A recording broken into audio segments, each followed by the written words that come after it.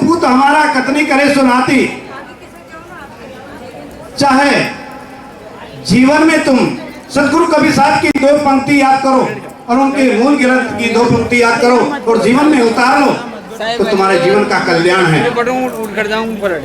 बहुत जानने से कल्याण नहीं होता है सज्जनों, बार डिस्टर्ब हो रहा है यहाँ यार। और कल्याण जो करना है तो एक शब्द से हो जाता है। गुरु कबीर साहब ने कहा एक शब्द गुरुदेव का ताका अनंत विचार थाके मुनिजन पंडिता वैद न पायो पार। तुम जो ऐसे शब्दों में उलझते रहोगे तो बड़े बड़े जो वेद ऋषि हुए हैं उनको भी सदगुरु कबीर की वाणी समझ में नहीं आई, क्योंकि कबीर की वाणी अटपटी है। कबीर वाणी अटपटी झटपट लिखियो न जाए और झटपट जो न लगे तो सारी खटपट ही मिट जाए।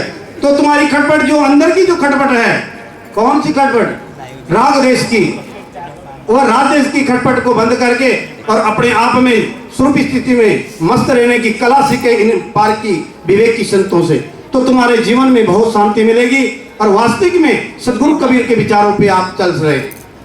तुम्हारे जीवन में बहुत तुम ज्ञान जान गए, जानने से शांति नहीं मिलेगी।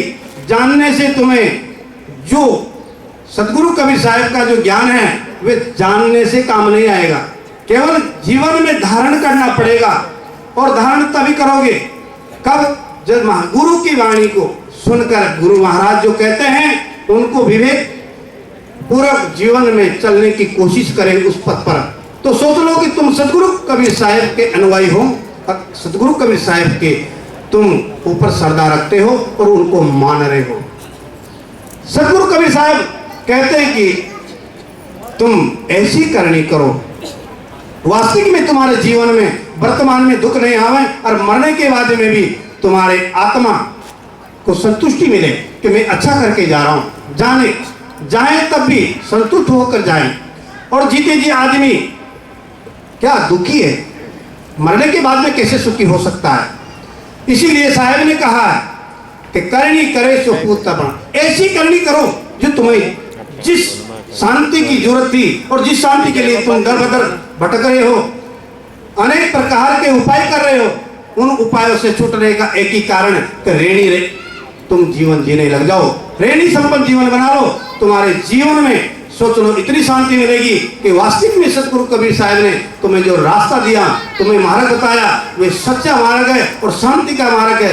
वास्तविक इससे बढ़कर दुनिया में और कुछ नहीं चाहिए। जितने भी मत पंथ ग्रंथ और संत जो कहते हैं वो यही कहते हैं कि भाई तुम्हें जीवन में सुख चाहे तो अपने आप की तरफ लौटो, बाहरी तरफ तुम सुख नहीं पाओगे, ना खोजोगे तो तुम्हारा जो खोज है वो ऐसे व्यर्थ चला जाएगा, समय भी बर्बाद हो जाएगा। ये मनुष्य जीवन अनमोल समय है और मनुष्य जीवन अनमोल पाकर इसको तुम इधर उधर भटकने में जीवन बर्बाद कर दोगे तो संत कहते हैं कि भटकोगे तो अटकोगे, अटकोगे तो गर्भवास में लटकोगे, फिर कोई छुड़ाने वाला नहीं है।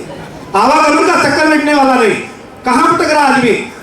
जहां खोज आदमी की है बिना काम की, विषय वासना में सुख ढूंढता है, प्राणी पदार्थों में सुख ढूंढता है, लेकिन सुख वहां नहीं है, जगत में सुख नहीं है, सुख तो अपने आप में है।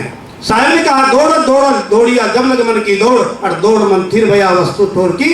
तो जिस शांति के लिए तुम सत्संग में जाते हो, ग्रंथ पढ़ते हो, दान धर्म करते हो, सेवा करते हो, उसी शांति को तुम चाहते हो तो पहले शांति में जीवन बना लो और सबको शांति बांटना शुरू कर दो, तुम्हारा जीवन का कल्याण है।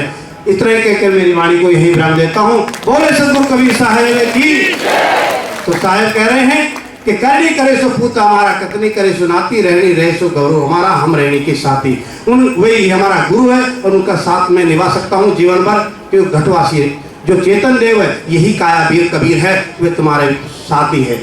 बोली सदगुरुदेव की।